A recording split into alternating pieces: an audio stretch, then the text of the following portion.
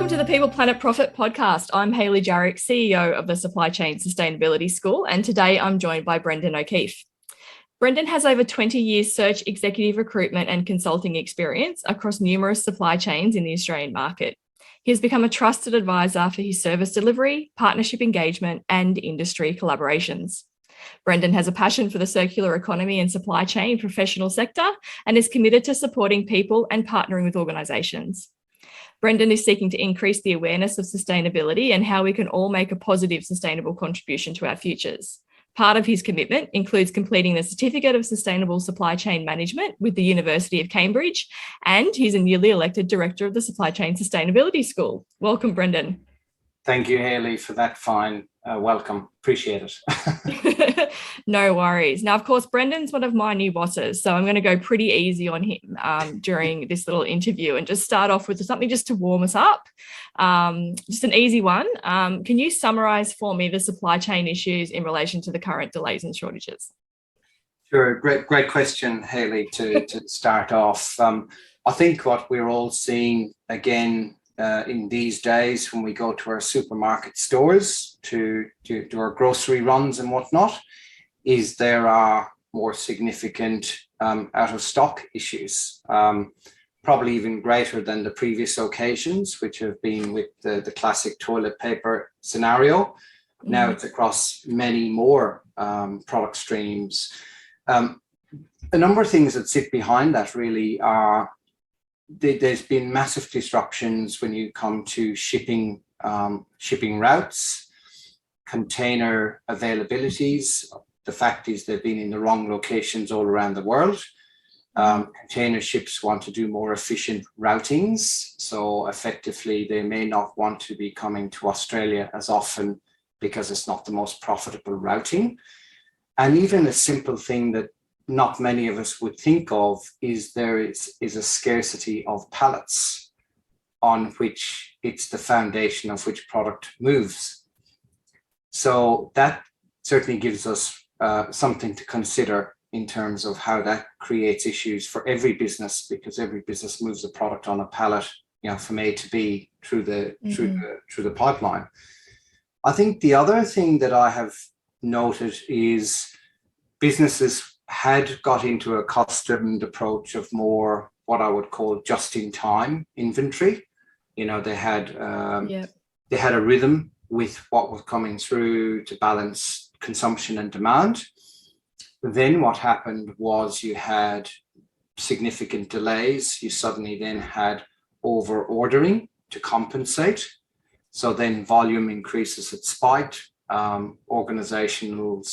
Organizations themselves then needed more capacity for their warehousing to store that stock, which created issues with availability where to place your stock and your inventory to meet your customer demand, given that there was up and down. Businesses weren't able to forecast as accurately as they did previously. And then I think there was just things that we probably hadn't seen before, referring to ports and so on.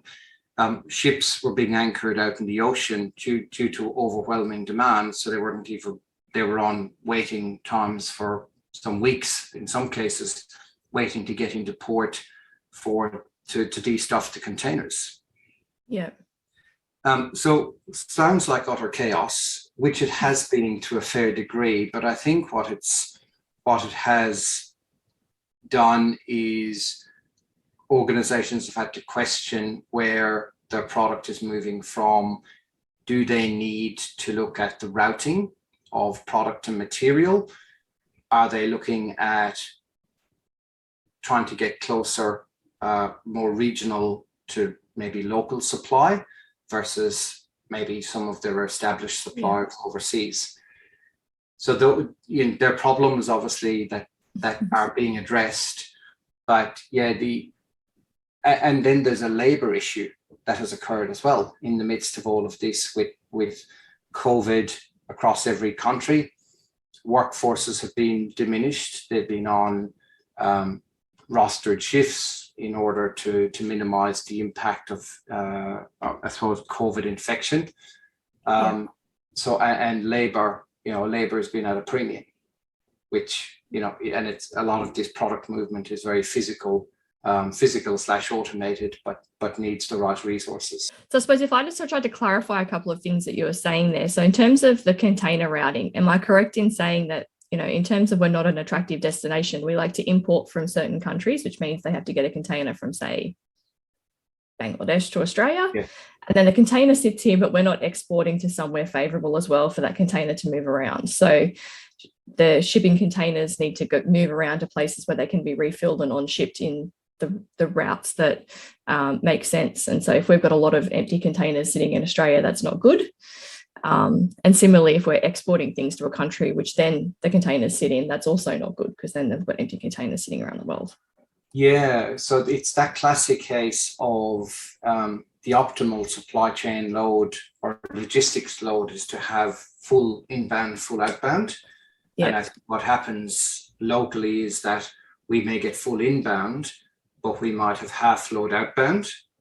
And obviously, if you're a major global logistics business, you're looking at where you can maximize your load capability. And bearing in mind the costs for freight, and this is a more broader reference, it's been quoted as it has gone up to 10 times cost. Now that's balancing, but there's been dramatic increase in cost. So whatever contracts may have existed for a lot of organizations in this past 2 years period, contracts were not necessarily abided by. Organizations needed to go back to market inflation rates.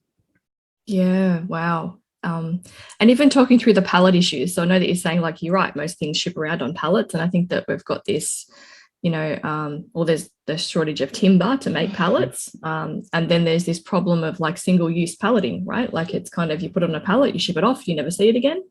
And I know that from a circular economy point of view, and I'm sure that, you and I both talked about a lot of things around packaging in general, whether that's, the stuff that retail and consumers get from a shop, but in a B2B sense, pallets are probably one of the biggest single-use packaging items that we have going around. And so it's just around how we can then reuse those, and are they fit for reuse, and how do we endure the life of those or find another way to ship things, really?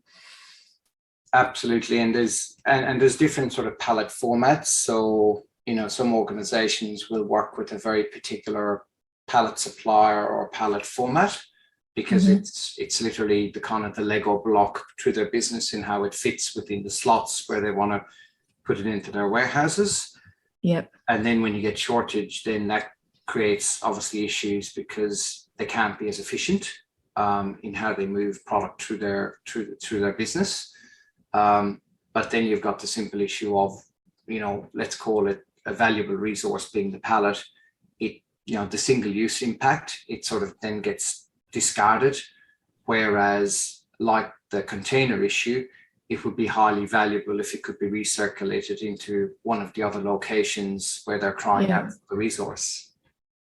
Yeah, absolutely. I think that's just one of the big challenges, that now that we do have a shortage in that space, I hope that we can see some innovation and focusing on that, because I think there's so many things in this world where we just kind of assume that they'll always be there when we want them.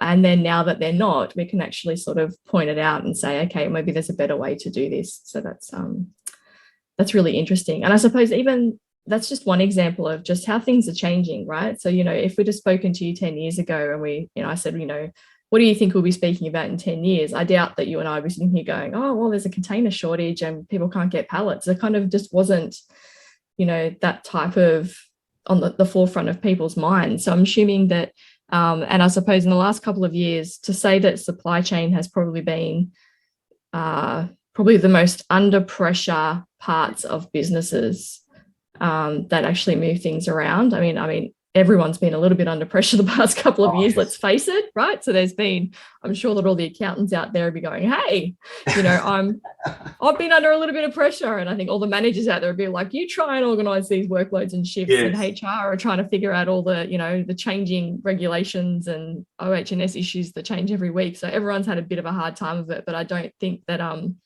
I think certainly the last couple of years have seen supply chain professionals really sort of jump up in standing of, how pivotal they are to an efficient running of the business. And in order to ensure that, we need to make sure that there's new recruits coming into this space. So we don't want to make it sound too difficult. It's a great career to have. So what advice would you have for people thinking of moving into a career in supply chain?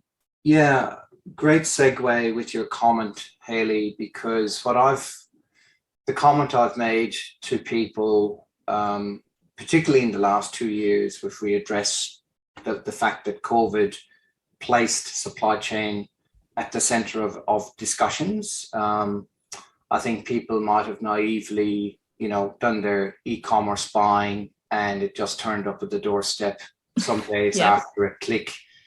And then I think they, through even some of the advertising and some of the awareness that we've become on TV, people realize there's actually a fairly significant routing of product from that point of distribution to your doorstep. And the fact is, if you were to look at the amount of times that government have even addressed supply chain as an issue, as a challenge, it's increased, each time. We're in the current phase right now with the rats tests, as an example, the vaccine rollouts, again, as backed by supply chain rigor. Yeah. In terms of the question around advice of people moving into this area, what I could say, and maybe I am biased to be fair, I think it's in a really exciting place to be. The amount of opportunities I've seen people be able to move through supply chain. The beauty of supply chain is you can almost come into supply chain from any background. I think there's some key skills. Obviously, it may depend on if you're more of an analyst or technically minded, or you might be more business commercial, or indeed you might be more leadership management. The reality is there's a huge diversity of roles across multiple streams in supply chain, logistics, distribution, warehousing, procurement. I could keep going. The reality is you probably need, or one of the hallmarks, I think, of people who enjoy supply chain is they enjoy the dynamic of pace, of an environment whereby there is going to be pressure. You may walk in to start your day and half an hour later, the landscape of your day could have changed completely. Problem solving becomes a major part of how you adapt and address and resolve issues. In certain areas of supply chain, it's extremely analytical. So, your BA type of profile could find an awesome opportunities in areas of planning, and even systems and IT integration, because that's becoming more and more sophisticated. Yeah. You look at areas that are progressing now with artificial intelligence and so on. I think people who have got, a good place to start is people who are already working within organizations who may not be in the supply chain team function, to potentially address some of the key leaders in their own organization and ask how they might, would there be opportunities, how they might stage gate into the business, move sideways. But then you can undertake some short courses. You don't have to necessarily go back to uni and do degrees.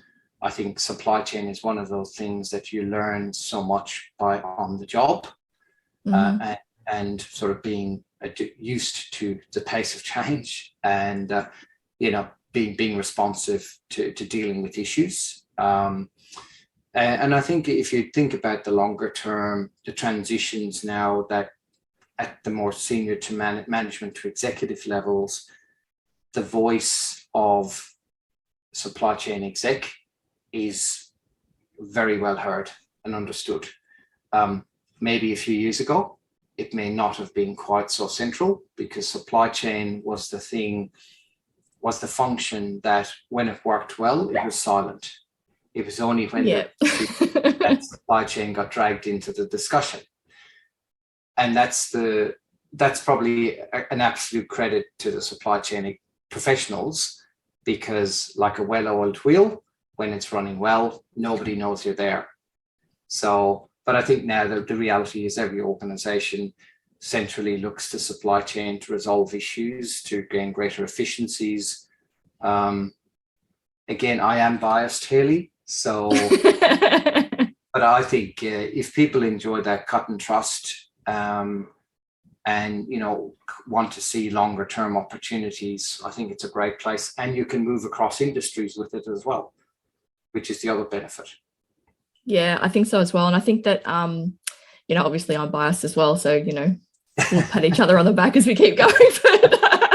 But I think there's just, everyone keeps talking about this year being the year of the Great Resignation, and people really starting to sit back and thinking about what gives them joy about the work that they do, and how they can, when they show up to work, are they just selling their time for money, or are they getting an intrinsic benefit to what they do? And so a lot of people are really looking at, am I working for an organization that I like the values of? Am I doing all these sorts of things? And so I think that as people look to have those career shifts, I think that, 7 careers in a lifetime, that type of number, I think that moving into supply chain is a great move for someone. If you've got a little bit of experience and you kind of understand how things work, and you used to sort of, like you said, you can sort of dynamically manage and look to problem solve things, it's a great career to step into.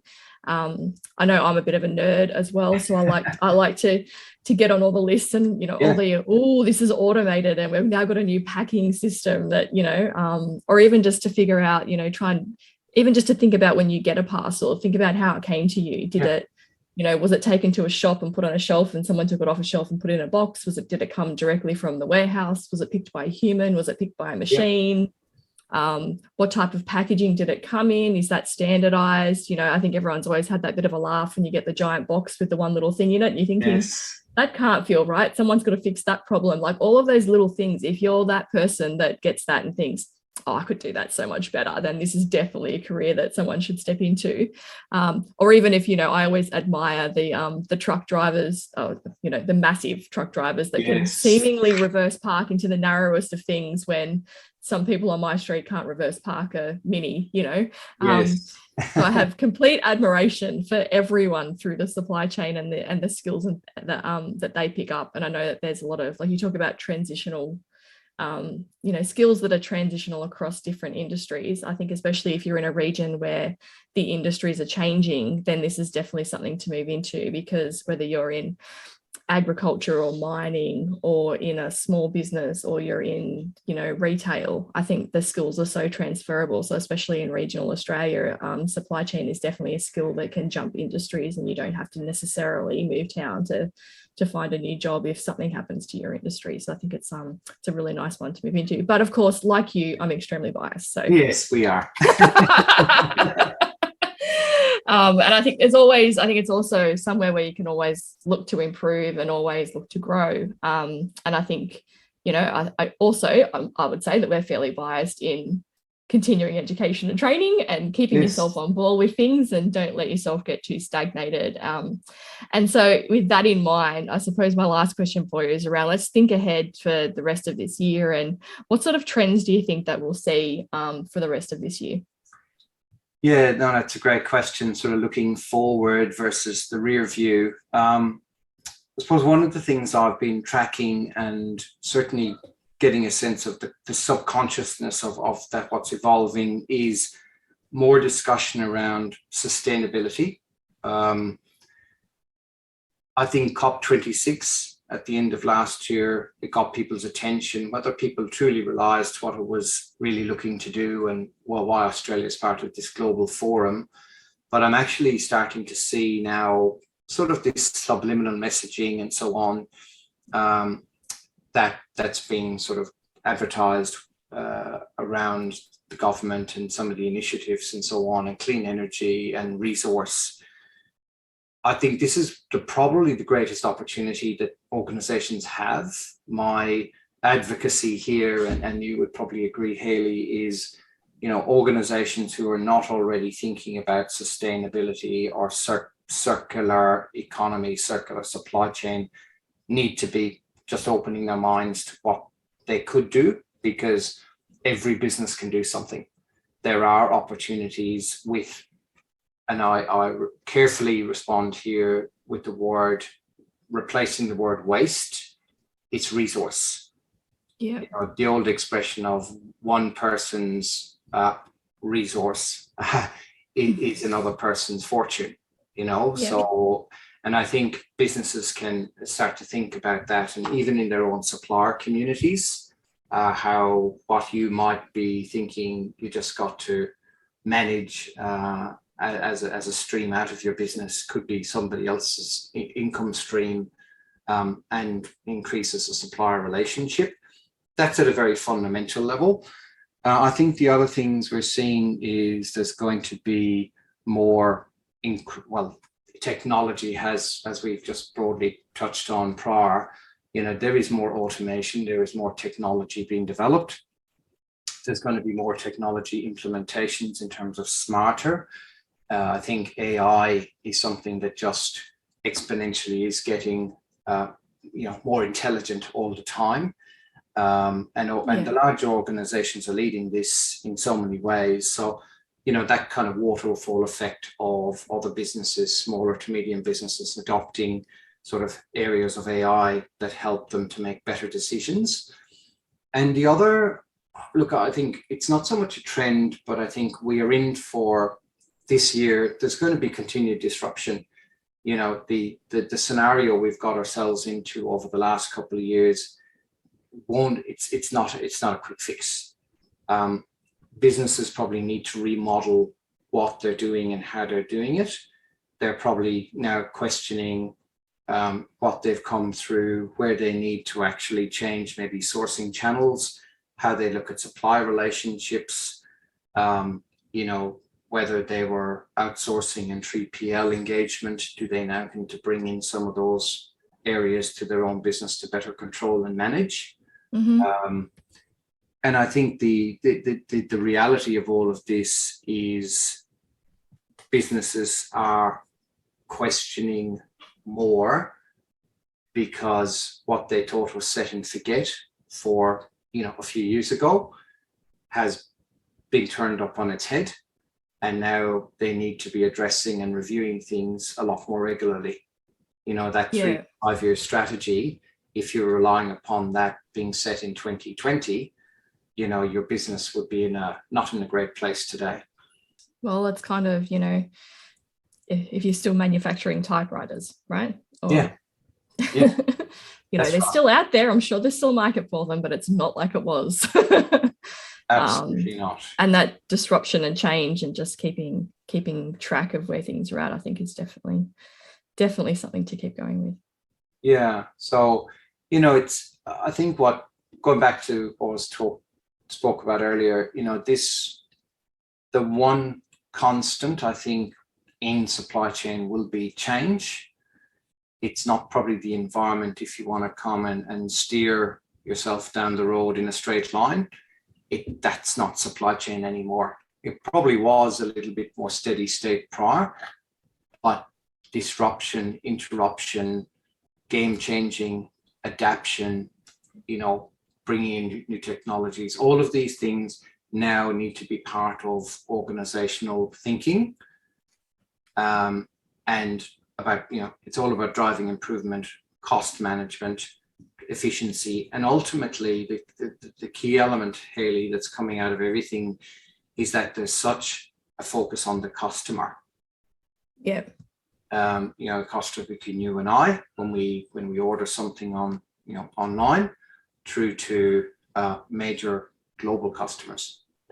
Like you said, all of those changes for a number of different reasons, and whether that be weather related, COVID related. There's just, you never know whether someone's going to, start sunbaking on the middle of a canal on a major shipping route or all of these things, which just make life interesting if you work in supply chain. So as always, never a dull conversation. You and I could talk for months, and not that anyone would stay listening, but we would definitely be entertained.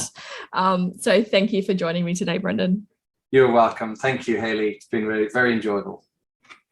And thank you for listening to the People Planet Profit podcast. Until our next episode. Bye.